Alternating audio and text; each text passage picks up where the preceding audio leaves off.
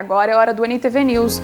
Boa noite para você de casa. Mais 53 casos de coronavírus são confirmados em Patos de Minas. Secretário adjunto de Saúde fala sobre prática de exercícios ao ar livre.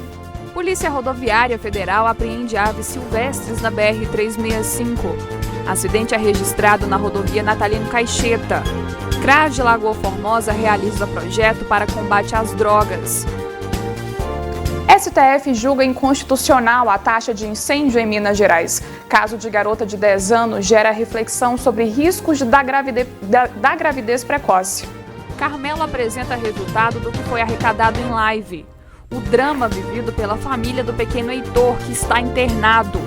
E greve dos Correios. Saiba o que fazer em caso de atraso de encomendas. Esses são alguns dos nossos destaques. Fique ligado.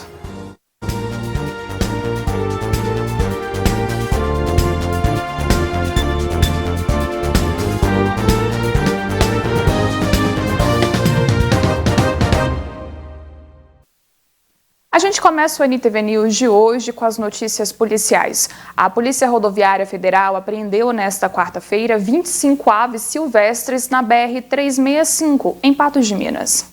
Em fiscalização do combate ao crime, agentes da PRF efetuaram uma abordagem a um veículo na BR-365, quilômetro 413, no município de Patos de Minas.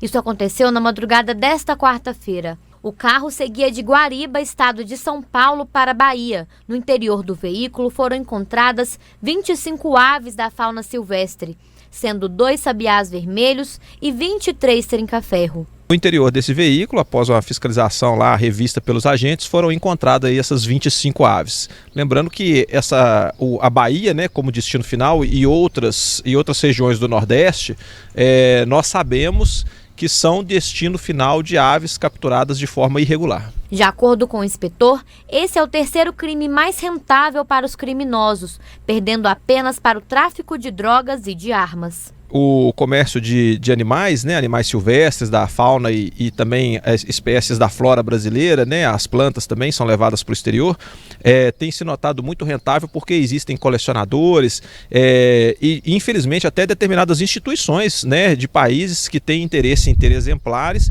e em razão disso acabam pagando verdadeiras fortunas pelos espécimes.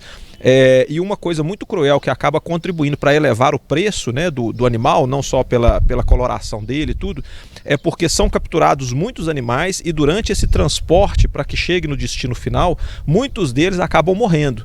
Então, quando são capturados, aí, a taxa de mortalidade chega a quase 80%, né? Então, quando são capturados aí 10, 20 animaizinhos, chegam 3, 4 no destino final e lá eles vão ser revendidos. A ocorrência foi encaminhada ao Ministério Público Estadual e os animais encaminhados à Polícia Ambiental de Patos de Minas. A pena para esse crime pode variar de 3 a 10 anos, além de multas aplicadas. É uma multa que não é indexada a priori, né, no primeiro momento, mas o juiz vai avaliar a condição econômica do infrator e pode inclusive multiplicar essa multa várias e várias vezes, dependendo da pessoa envolvida no crime, para que a coerção seja eficaz. O inspetor reforça a importância de denunciar aos órgãos esses crimes, que estão sendo sempre coibidos pela Polícia Militar Ambiental. Qualquer órgão ambiental, seja ele municipal, estadual ou federal, né, está apto a receber esse tipo de denúncia e mesmo a Polícia Rodoviária Federal também recebendo a denúncia nós vamos averiguar, né? Quem tem o animal em cativeiro é muito importante que dê preferência para denunciar nos órgãos e eventualmente dentro da cidade a atuação aí, a responsabilidade da Polícia Militar, mas se a pessoa souber que o animal está em trânsito na rodovia federal, pode ligar para a Polícia Rodoviária Federal também através do telefone 191. Um acidente foi registrado na manhã desta quarta-feira no trevo da rodovia Natalino Caixeta, envolvendo um caminhão com placa de Uberaba. 2 pessoas ficaram feridas e foram encaminhadas ao hospital. O condutor do caminhão, Elvin de Freitas Moreira, de 56 anos, transitava pela Serrinha quando acessou a rodovia Natalino Caixeta, próximo da Baixadinha. Ele não viu placa e perdeu o controle do veículo, deu uma freada brusca e bateu na guia do canteiro e desceu para a árvore aqui, bateu na árvore. De acordo com a Polícia Militar, o acidente possivelmente aconteceu pelo fato do motorista não conhecer o trecho e, ao fazer a rotatória, perdeu o controle do veículo. Aparentemente, o o condutor do caminhão Mercedes-Benz transitava pela estrada da Serrinha e, como ele não é daqui, parece que é oriundo de Uberaba, da cidade de Uberaba, desconhecia o trecho e parece que ele deve ter chegado em uma velocidade alta e não conseguiu fazer a rotatória, jogando o caminhão aqui pelo acostamento, vindo a colidir com a árvore. Muitos acidentes já foram registrados no local e os motoristas reclamam da sinalização. Final de semana, principalmente, tem mais movimento, passa o tempo direto. Aí, com aceitar novo, foi acidente. Fumaça cobrindo a placa, quando eles põem fogo, a placa queima. Trecho desconhecido, com alto índice de acidente, é transitar em velocidade baixa. Se o motorista não conhece o trecho que ele vai transitar, o fator primordial para a segurança dele e para os demais condutores é transitar em velocidade baixa. Motorista e passageiros foram encaminhados pela equipe do SAMU para o atendimento médico sem ferimentos graves. Já o veículo é assegurado e seria removido pelo guincho. Parece que o condutor sofreu uma fratura na perna direita, se não me engano, no tornozelo, e escoriações, tanto ele quanto o passageiro que estava no veículo. O passageiro sofreu escoriações no rosto, sentia dores de cabeça e o condutor, uma fratura, como eu havia dito, e escoriações no braço direito também. Estudantes de escolas estaduais da cidade de Lagoa Formosa participaram de um projeto promovido pelo CRAS e outras entidades em prol do combate às drogas. Um concurso de tirinhas foi realizado e a entrega dos prêmios aos ganhadores aconteceu nesta quarta-feira. A repórter Gabriela Queiroz tem mais informações. 43 alunos de escolas estaduais de Lagoa Formosa participaram de um concurso de tirinhas promovido pelo CRAS e outras entidades em prol do combate às drogas. Para mais informações, eu vou conversar com a Ivani Ferreira, que é assistente social do CRAS e presidente do Conselho Antidrogas. Ivani, como surgiu essa ideia de promover esse concurso tão interessante e importante aí para esses alunos? Todos os anos a gente vem fazendo trabalhos, né, em relação à prevenção do uso de drogas. Como esse ano, devido à pandemia, foi impossível, né, de realizar esses trabalhos convencionais, né? Então nós pensamos, né, tivemos a ideia de criar esse projeto, né, que são as tirinhas. Tiveram que assistir um vídeo chamado A Caixa, do Ministério da Cidadania. A partir desse vídeo, eles tinham que criar uma tirinha, né, que são desenhos elaborados de forma de desenhos à mão livre. Então eles elaboraram essas tirinhas, né, com um tema sugestivo. Você nunca será livre se escolher usar drogas. O tema resume o foco do projeto, que envolveu entidades e escolas estaduais de Lagoa Formosa. Esse projeto visou, né, mostrar a importância do combate, da prevenção ao uso de drogas, tendo em vista o Dia Internacional que nós comemoramos, né, contra o abuso e o tráfico de drogas, que é dia 26 de junho. E como nós estávamos, né, em período de pandemia e não podia fazer ações presenciais, então nós pensamos uma forma de trabalhar esse tema tão importante junto às escolas e aos alunos. As estatísticas já mostraram, né, que as crianças e adolescentes, elas estão muito mais vulneráveis ao uso do álcool e outras drogas. Então, foi a possibilidade de estar, né, junto com essas crianças, esses adolescentes, suas famílias, para dizer o quanto é importante a prevenção, né, e eles estarem se cuidando. Então, foi muito relevante. 6 alunos foram premiados nesta quarta-feira, 3 do ensino fundamental e os demais do ensino médio das escolas estaduais. A gente tem que evitar as drogas, né? E é bom também fazer as tirinhas para desenvolver também o português sobre as tirinhas. E qual foi o seu prêmio, Samuel? Uma bicicleta e os bombonzinhos da Dona Ilma. Foi fácil, né? Eu sempre desenhei na minha vida toda. No geral, eu só fiquei pensando por vários dias, né? E aí depois foi só desenhar, né? Fazer ali. É um projeto que vem, sobretudo, resgatar a dignidade da nossa juventude em tempos em que muito se fala sobre protagonismo juvenil. É muito importante que nós façamos alguma coisa, especialmente nós, educadores, nós, gestores escolares, façamos alguma coisa para que o jovem mantenha-se cada vez mais afastado do mundo das drogas. Por isso, o nosso agradecimento a toda a equipe da Secretaria de Ação Social, do CRAS, do Conselho Municipal Antidroga, todos os envolvidos. Realmente é uma ação muito importante. A seguir, Carmelo apresenta resultado do que foi arrecadado em live e o drama vivido pela família do pequeno Heitor, que está internado sem previsão de alta.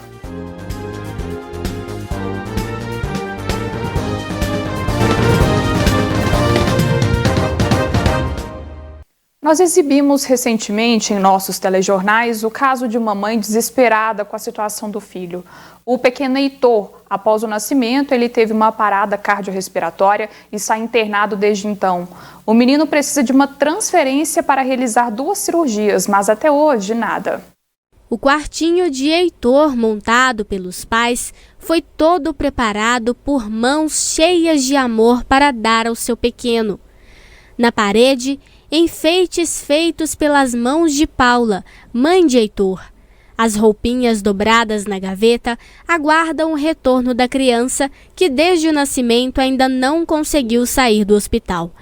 Heitor teve uma parada cardiorrespiratória e precisou ser levado para o neonatal. Depois de só de 5 dias que eles vieram a me falar que meu neném teve uma parada, né? E assim, só depois desses dias que eu fiquei sabendo. Aí nisso agravou, pneumonia, deu infecção generalizada também. Ai, dói demais, porque assim, aquele contato, aquele primeiro contato de ter o seu filho, de pegar o seu filho no colo, né? Eu não tive. O pequeno precisa passar por 2 cirurgias, que não podem ser feitas aqui em Patos de Minas. Logo, ele precisa ser transferido para outro hospital. Uma decisão judicial foi dada ao Estado para que o Heitor fosse transferido, mas o Estado não cumpriu. Já são 3 meses sem resposta e não há previsão de transferência para o filho de Paula.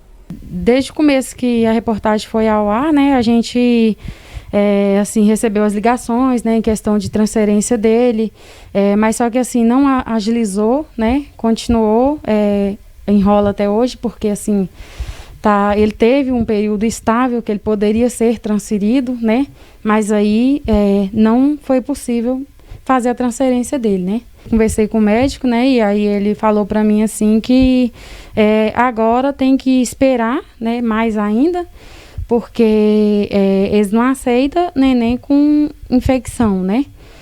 E assim, já baixou bastante porque estava bem alto, mas agora está em 12, né? O limite só até 6, mas a gente está aguardando, né? A gente está acompanhando de pertinho, está perguntando, está questionando, está procurando saber, né? Porque ele disse que assim que ele puder, já encaminha, né? Sem resposta, o quartinho de Heitor continua assim, vazio, sem o cheiro, o barulho, sem qualquer sinal de que ali mora um bebê. E a mãe só pode esperar que o Estado agilize o processo para que Heitor vá logo para casa e para o colo dela. Tem noites até que eu sonho, levanto, vendo o quartinho dele. Ele não tá aqui, né? Então, tipo assim, é muito difícil, não é fácil, sabe?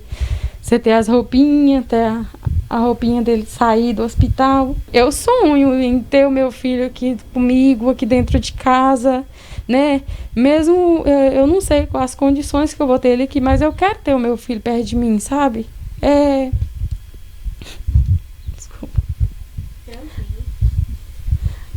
De querer ter no colo, pegar, tá ali, dar carinho, dar amor, né?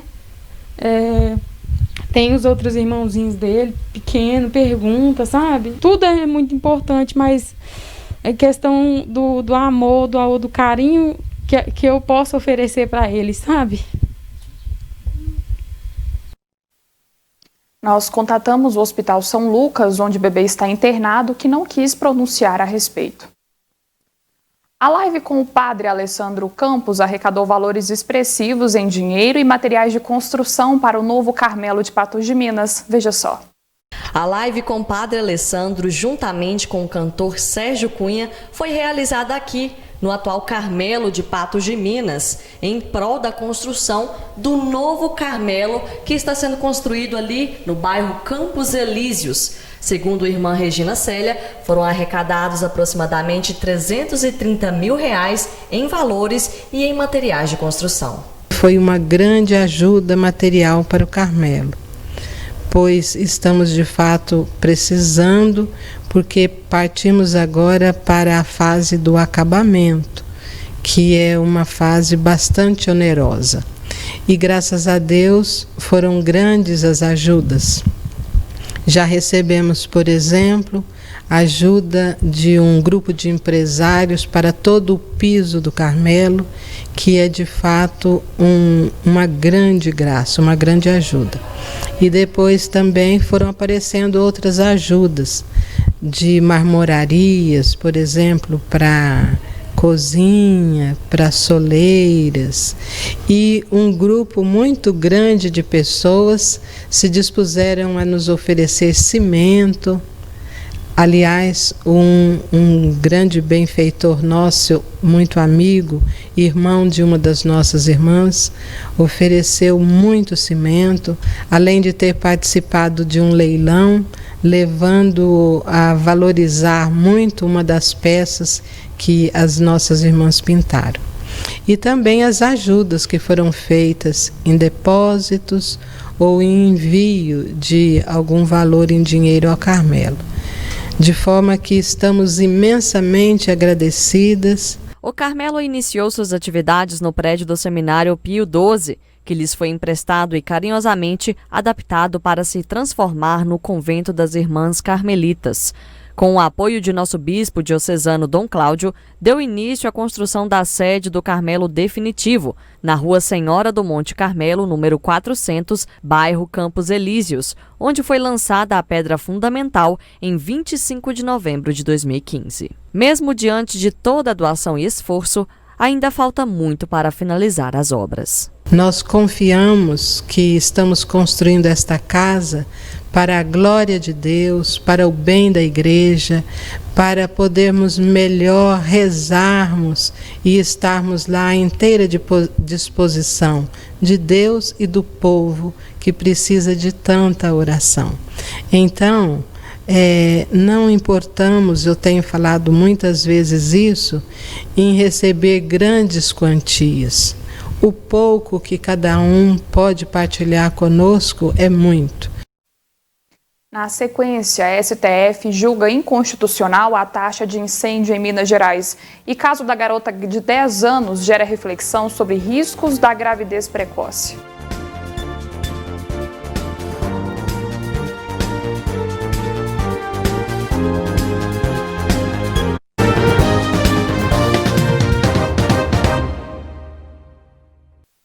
O plenário do Supremo Tribunal Federal, através de sessão virtual, julgou procedente o pedido decorrente da ação direta de inconstitucionalidade número 4.411, declarando inconstitucional a taxa de segurança pública pela utilização potencial do serviço de extinção de incêndio, instituída pelo Estado de Minas Gerais. Em vídeo corporativo, o comandante do Corpo de Bombeiros de Minas Gerais falou sobre a decisão. Na ocasião, por 6-4, a Corte declarou inconstitucional a cobrança da taxa de incêndio em Minas Gerais. O Supremo Tribunal Federal julgou procedente a inconstitucionalidade da exigência de cobrança da taxa de incêndio prevista na Lei Estadual número 14.938 de 2003, o que de fato representa uma perda significativa no orçamento da corporação, tendo em vista que a taxa era utilizada para reequipar nossas unidades operacionais. No entanto, o comando, atento a todas as ameaças e oportunidades, vinha acompanhando a situação e sabia da possibilidade dessa decisão. Diante de tal cenário, foram trabalhadas algumas ações e adotadas medidas estratégicas para que a corporação possa seguir em frente e avançar, mesmo sem a taxa de incêndio. A taxa pela utilização potencial do serviço de extinção de incêndio é um tributo pago há vários anos em diversas regiões do Brasil. No estado de Minas Gerais, a referida taxa começou a ser cobrada em 2004 e é devida somente por contribuintes de classe não residencial. O valor a ser pago varia de acordo com o grau de risco de incêndio na edificação, em razão da forma de ocupação e da área construída. Os recursos arrecadados são destinados ao Corpo de Bombeiros, com o objetivo de manter à disposição dos cidadãos uma corporação bem estruturada, treinada e dotada de equipamentos adequados para extinguir os incêndios. Para a manutenção dessa condição, o reaparelhamento será necessário. E desta forma, já há alguns anos temos buscado fontes de recursos alternativos. Dentre elas, destacamos as emendas parlamentares, que nos últimos anos tiveram um crescimento de mais de 250%, aumentando de 10,8 milhões de reais recebidos em 2019 para quase 27 milhões em 2020. Recurso esse que é totalmente investido na aquisição de equipamentos e melhoria nas condições de trabalho de nossos militares.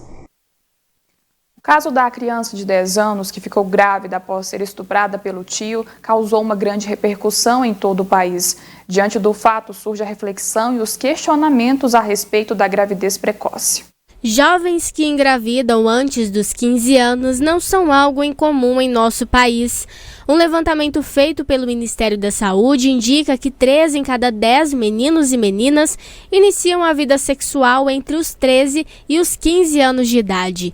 Sem orientações devidas, essa ação pode acarretar em doenças e até em gravidez precoce. No entanto, de acordo com o Ministério da Saúde, gravidez na adolescência não é considerada uma gravidez de risco. Então, a gravidez na adolescência ela é considerada um marcador de risco. Ela não é considerada uma gestação de alto risco. Por que existem esses critérios? Porque existem serviços de referência para acolher essas gestantes. Então, se nós estamos num serviço de pré-natal, numa UBS da cidade, se toda adolescente abaixo de 14 anos for diagnosticada com gravidez, ela vai ser encaminhada para o serviço de alto risco aqui da cidade? Não, normalmente não é assim. Os principais riscos de uma gravidez precoce, aquela que acontece antes dos 15 anos de idade ou depois de 2 anos desde a primeira menstruação, são o nascimento prematuro e dificuldades no crescimento da criança, além dos riscos para a mãe, como a pré-eclâmpsia. A grávida adolescente, ela tem um maior risco de prematuridade e com isso aumenta os riscos fetais, né? Então a mortalidade perinatal está bem aumentada quando o neném é prematuro. Então o neném com restrição de crescimento, ruptura de bolsa, fetos prematuros estão aumentados. De acordo com a psicóloga Leidiene, a adolescência e a gravidez por si sós já são fases da vida em que a mulher está mais vulnerável a desenvolver problemas psicológicos. Quando associadas, esses fatores podem ser intensificados. A gente compreende que a adolescência, a gestação e o climatério são as 3 fases da vida da mulher em que ela apresenta maior vulnerabilidade para desencadear transtornos mentais. Então, eu estou dizendo que essa pessoa está passando por essas 2 experiências que têm uma potencialidade maior de desencadear transtornos mentais ao mesmo tempo.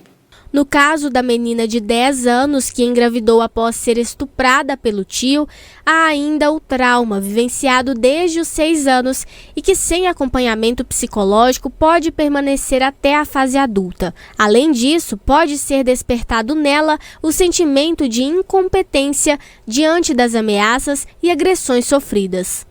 Quando a gente pensa no impacto de um trauma nessa idade, a gente vai pensar, sim, com uma criança, né, que está sendo ameaçada, coagida. A gente pode pensar assim nessa sensação de incapacidade e de incompetência que a criança pode internalizar, né, de sentir-se incompetente. A principal orientação aos pais e familiares é apoiar, independente das condições em que aquela criança se encontra e das consequências disso na vida dela.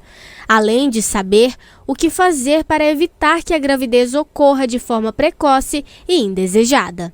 O que não está mais natural é discutir as formas de prevenção, né? Como evitar neném, né? Porque ter a vida sexual já está natural, né? Mas e como evitar? Então isso nós precisamos cada vez mais discutir com os nossos filhos, com os pacientes, com a sociedade. No próximo bloco tem a análise da notícia aqui no NTV News. Patos de Minas está na onda vermelha do programa Minas Consciente. A gente atualiza os dados na cidade. E profissionais da UPA se manifestam sobre Lei Municipal 627.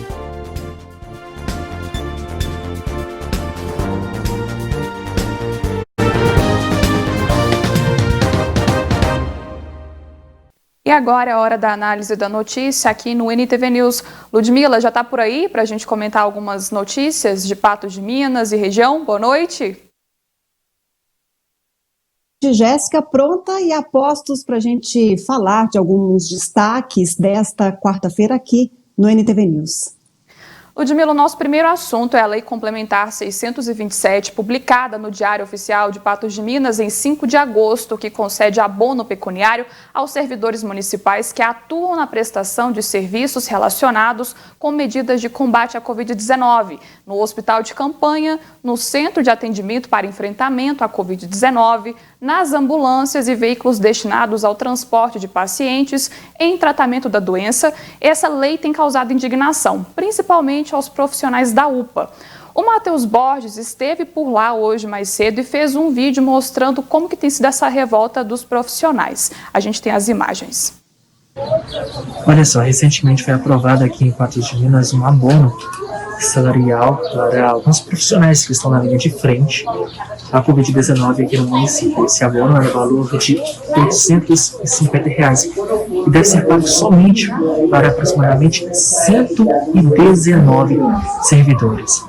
No entanto, nessa quarta-feira aqui na unidade de pronto atendimento, os pacientes acabaram se deparando com alguns cartazes como esse, que diz o seguinte: afinal, quem é a linha de frente?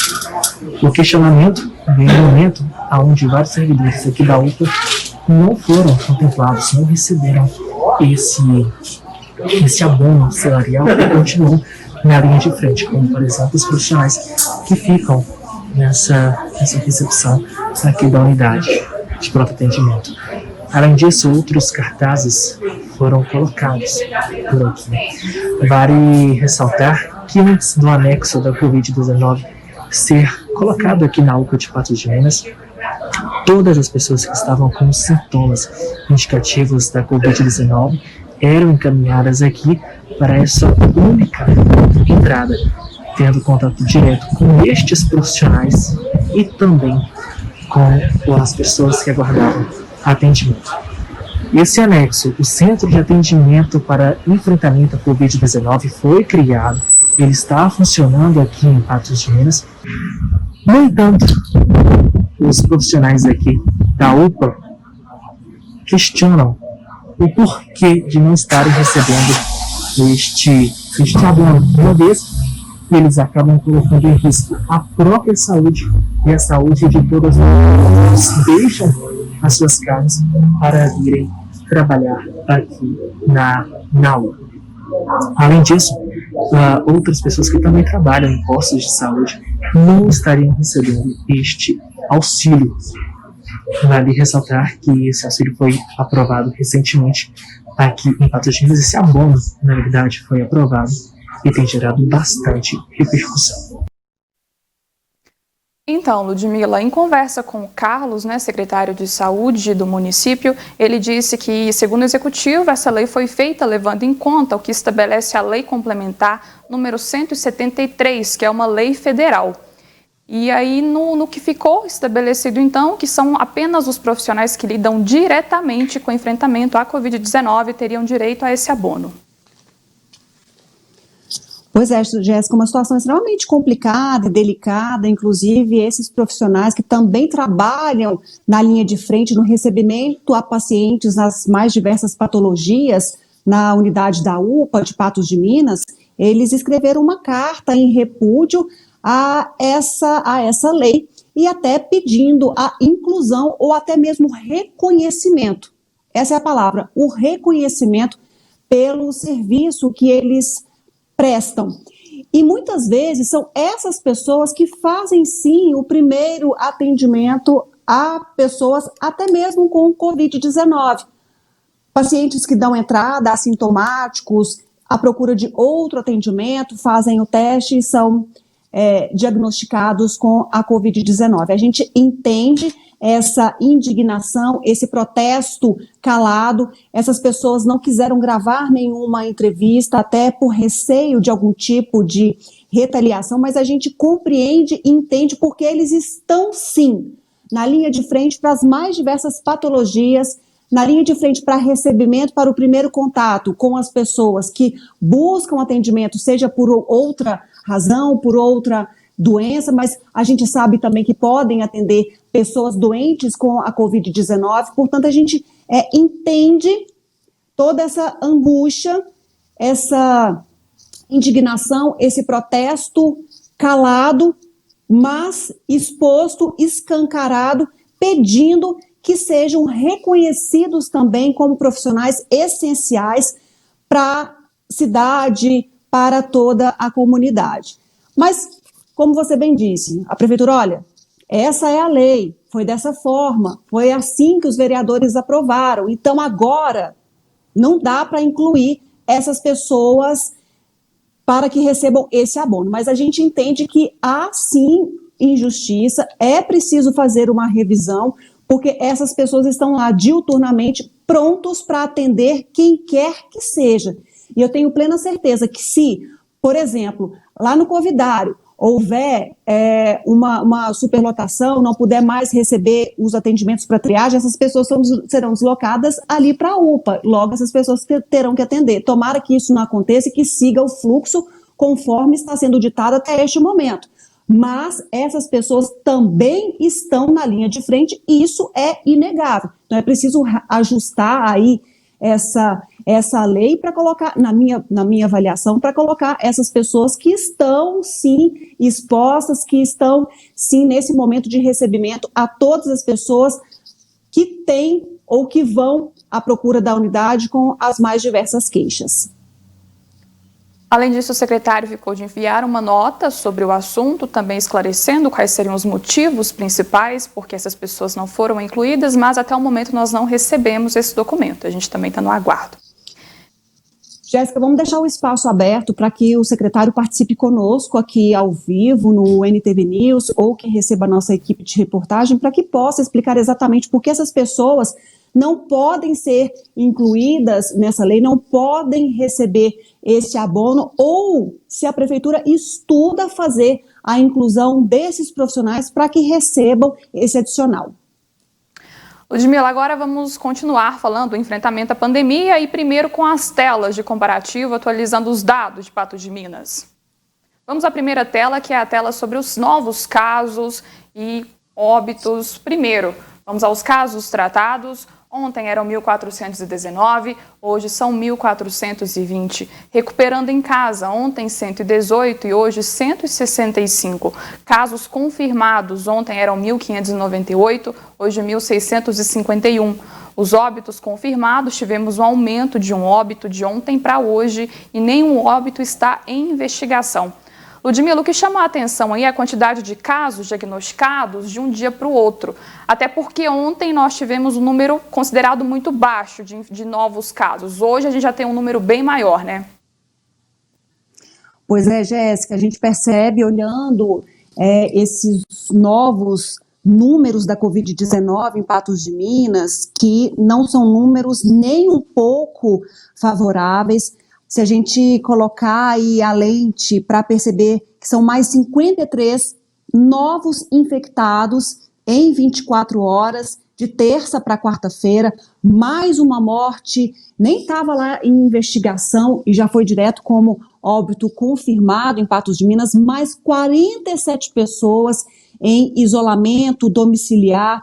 E dentre as pessoas confirmadas da Covid-19, a gente tem aí 1.420 pessoas que já se recuperaram, ou seja, uma pessoa a mais do que o informe desta terça-feira. Então, são números que preocupam, que deixam em alerta, sim, porque de longe são favoráveis, então a gente não pode banalizar de forma alguma o momento que nós estamos nessa pandemia em Patos de Minas, que chama a atenção e merece que a gente aumente ainda mais, se desdobre ainda mais com cuidado, porque Esses números aqui são um demonstrativo que todos nós não estamos tomando medidas adequadas e talvez as medidas ajustadas e propostas pelo poder público também não estão adequadas. Então, é um demonstrativo do comportamento da sociedade, da economia frente à pandemia. Como a gente teve um grande número de pessoas infectadas, vamos ver agora como está a taxa de ocupação em leitos de UTI. Pois é, Jéssica, se a gente compara com o dia de ontem, a gente percebe que são mais 4 internações. Ontem eram 24 internados, hoje nós temos 28 pessoas internadas, mas praticamente essas pessoas foram para leitos clínicos e não para leitos de UTI, que inclusive houve uma diminuição de pessoas internadas em unidades de tratamento intensivo, menos 3 pessoas com relação ao boletim de ontem. Com isso, o percentual de ocupação baixa, o que dá alívio para o famigerado sistema de UTI de hospitais públicos de Patos de Minas. E aí, somando, mas a gente tem um percentual ainda que é importante, somando os leitos disponíveis tanto em hospitais públicos e privados, ultrapassa aí a marca de 70% e de novo, a gente repete, a situação é de alerta, é de atenção, é hora mais do que nunca da gente tomar todas as precauções devidas para que a gente consiga ver esses números melhorando ou deixando a cidade numa situação mais confortável ou menos dramática. Ludmila, uma outra informação importante, que imagino que você consiga nos informar melhor sobre a condição de Patos de Minas em relação ao programa Minas Consciente. Vamos lá, a gente preparou aí algumas telas para que as pessoas percebam onde estamos nesse momento. Esse, de novo, o protocolo enfatizado pelo programa Minas Consciente, que é o plano em que o município de Patos de Minas aderiu voluntariamente, outras cidades da região aderiram ao plano Minas Consciente, outras cidades da região seguem a deliberação 17, a gente já falou aqui algumas vezes, onde os prefeitos têm essas duas opções por determinação do Tribunal de Justiça, ou seguem a deliberação 17, ou seguem a deliberação 39, que é o plano Minas Consciente, e de novo enfatizando a nossa região, olha lá, região noroeste, onde estamos inseridos, Patos de Minas está inserida onda vermelha, ou seja, há muitas restrições na onda vermelha e a gente tem até uma tela falando o que é autorizado nessa onda vermelha, quais são as atividades econômicas que podem abrir para atendimento ao público, supermercados,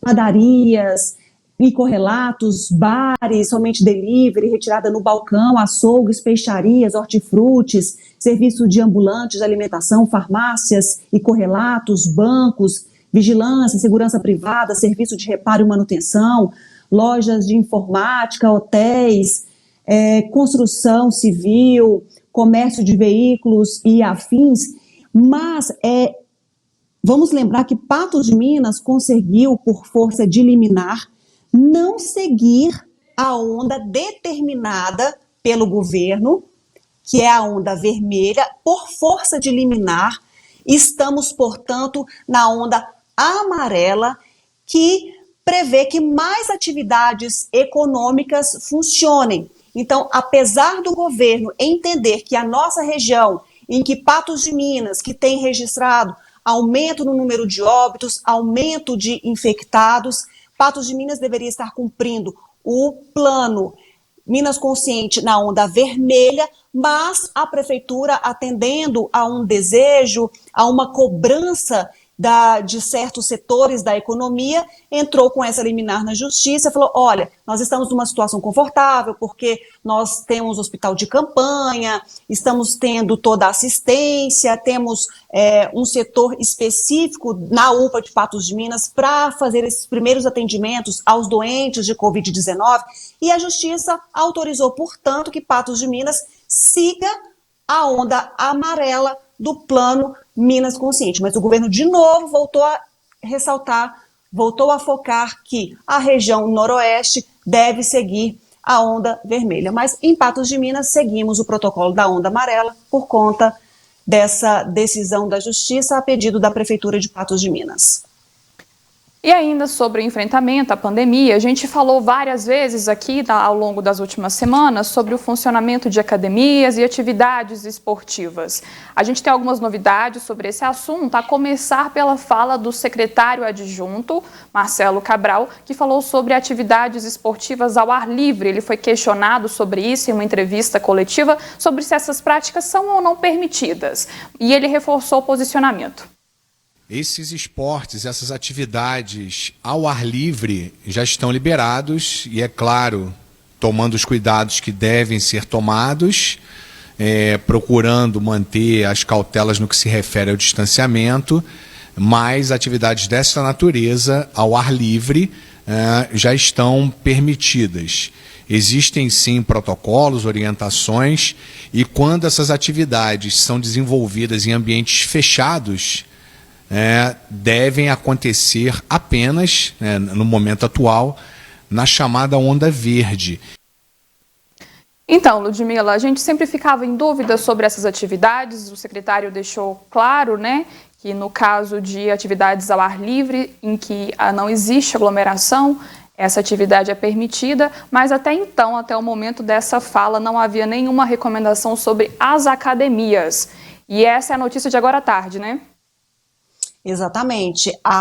O governo de Minas prometeu na semana passada que um comitê formado por membros de várias secretarias em diálogos com proprietários de academias, de clubes, que seria feito um protocolo para a retomada também dessa atividade ou dessas atividades em ondas diferentes e não somente na onda verde quando tudo é permitido. E agora há pouco, Jéssica, o governo publicou quais são as determinações vigentes, então, as mudanças no plano Minas Consciente quando o assunto é academia.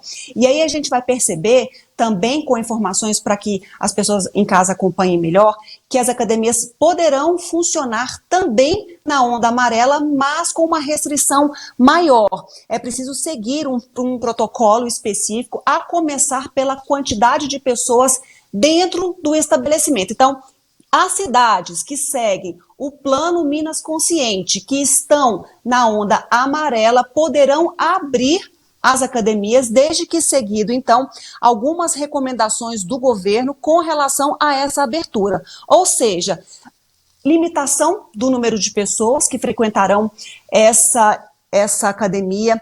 As pessoas que farão atividade física deverão agendar os seus horários. Ao longo do dia, o estabelecimento deverá ser fechado para limpeza completa a cada 2 horas de funcionamento.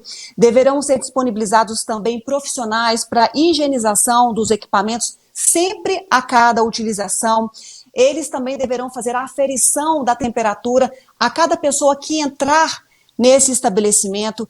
Também deverão ser posicionados distanciamento dos equipamentos, a garantir distância mínima de 3 metros entre os usuários e aplicação dos protocolos de distanciamento e higienização que é preconizado em cada onda do Minas Consciente. Então, devido ao anseio, ao pedido, 5 meses fechados, as academias poderão retornar às suas atividades a partir da onda amarela, seguindo, então, esses protocolos disponibilizados pelo governo de Minas Gerais, lembrando que são as cidades que seguem o Plano Minas Consciente, que devem, então, se ajustar para essas determinações, para esse protocolo determinado pelo governo de Minas Gerais. As cidades que seguem a deliberação 17 seguem com uma orientação diferente com relação às medidas de flexibilização das atividades econômicas.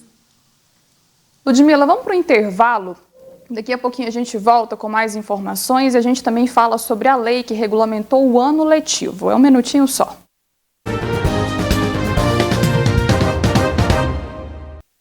A Lei 14.040 de 2020 foi publicada hoje no Diário Oficial da União com 6 vetos. A medida desobriga as escolas de educação básica e as universidades de cumprirem a quantidade mínima de dias letivos neste ano em razão da pandemia da Covid-19. Nós vamos começar falando a respeito do mecanismo de absorção. É pela internet que o professor de biologia, Juliano, consegue ensinar os alunos. O mesmo acontece nas aulas do professor de redação, Ed. É um tipo de texto bem tranquilo de ser feito. O que você tem que se ater, basicamente, é contar as informações do texto original. As aulas acontecem desde o início da pandemia nas redes públicas e privadas de ensino. Por causa da pandemia, muitas escolas não estavam conseguindo cumprir a lei que estabelecia um mínimo de 200 dias letivos para a educação básica, incluindo educação infantil, fundamental, médio e também o ensino superior. Com a medida provisória que funciona desde abril, virando lei agora, no mês de agosto, as escolas podem flexibilizar o ensino através da internet, entrega de apostilas, algo positivo para os educadores.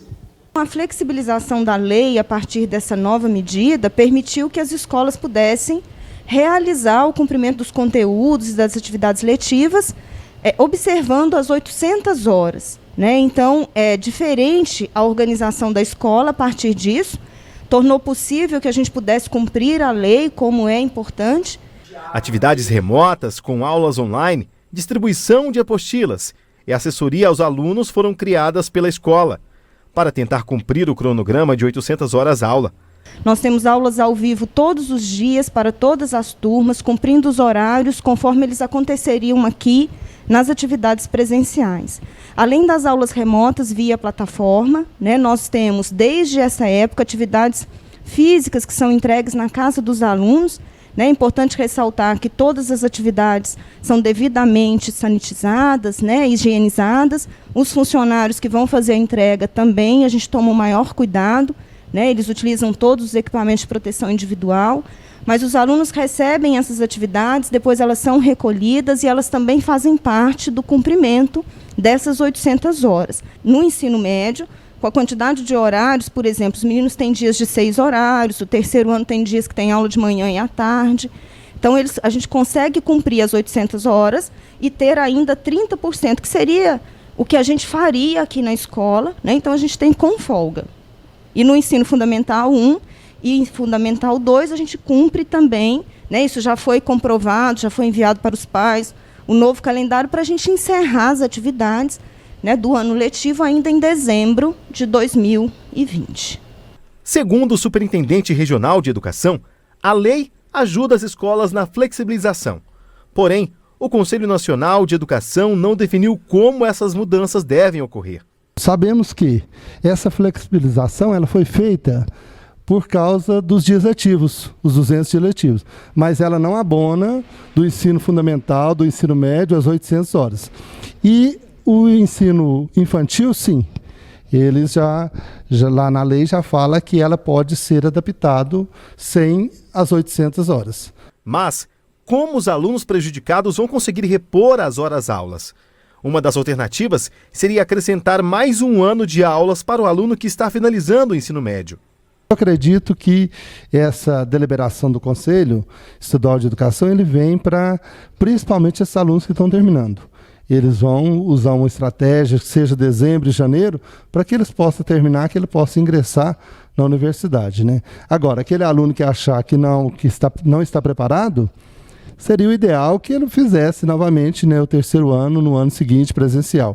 Mas isso aí vai depender do que o Conselho vai falar para nós. Então, Ludmila, o ano escolar, né, desse ano está comprometido desde o início da pandemia, mas para você essa lei pode facilitar um pouco mais a maneira com que as escolas têm um relacionamento com os alunos e esse aprendizado?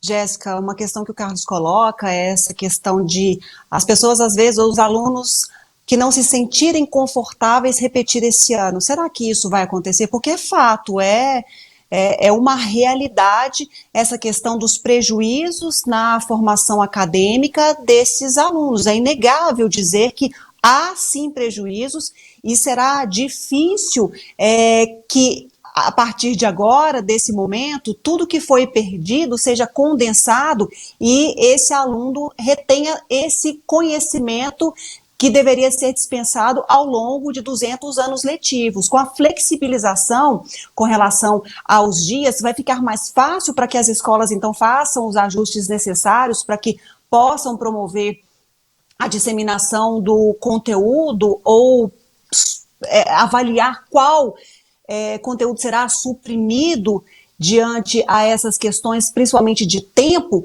mas é inegável que há prejuízos severos, sim, para a educação e, em algum momento, essa conta será cobrada. Essa questão, vamos ajustar, é necessário, não tem tempo, é preciso de concluir até para começar e programar um 2021 que vai ser desafiador, assim como está sendo 2020 para a educação brasileira, mas vai ser um ano complicadíssimo e um recomeçar mais ainda em que, com certeza, essa conta será cobrada em algum momento com tamanhos prejuízos acumulados para os alunos. Talvez seja a hora de começar a pensar em estratégias de fortalecer o conhecimento com o aumento da carga horária para que esse aluno, de fato, termine ou conclua o ano que está com a tranquilidade que teve um aprendizado adequado,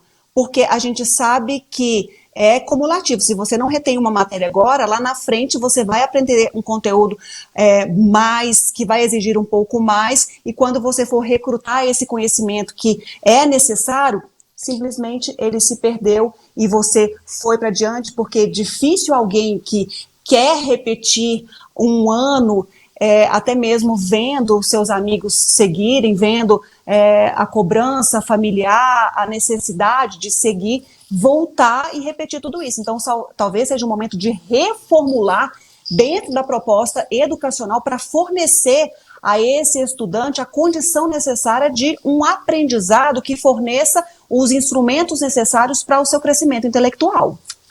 Com toda certeza. Ludmila, a gente prometeu hoje, no início do jornal, falar sobre os Correios, né? O que o consumidor pode fazer agora em caso de atraso nas entregas, até porque os Correios estão em greve. Mas a gente vai mostrar esse conteúdo amanhã e, além disso, a gente ainda tem uma entrevista com um advogado para falar sobre os direitos dos consumidores nesse caso e também no caso do furto do centro de distribuição dos Correios aqui de Patos de Minas. Vai estar imperdível, né? Com certeza. E aí, eu tive minha mercadoria extraviada, furtada, alguém vai me indenizar por isso? E como é que fica essa questão? O correio que entregava um determinado boleto e eu não consigo ter acesso de outra forma, e agora? Como é que fica a minha vida diante a esse momento em que os Correios estão em greve e já avisaram, é por tempo indeterminado, até que o governo continue ou negocie com a categoria. A gente volta amanhã, combinado? É isso aí, obrigada, boa noite para todo mundo, tchau, tchau. E muito obrigada também a você de casa que acompanhou a edição de hoje do NTV News. Mais informações você confere pelo portal Pato Já. Eu volto amanhã e te aguardo. Boa noite.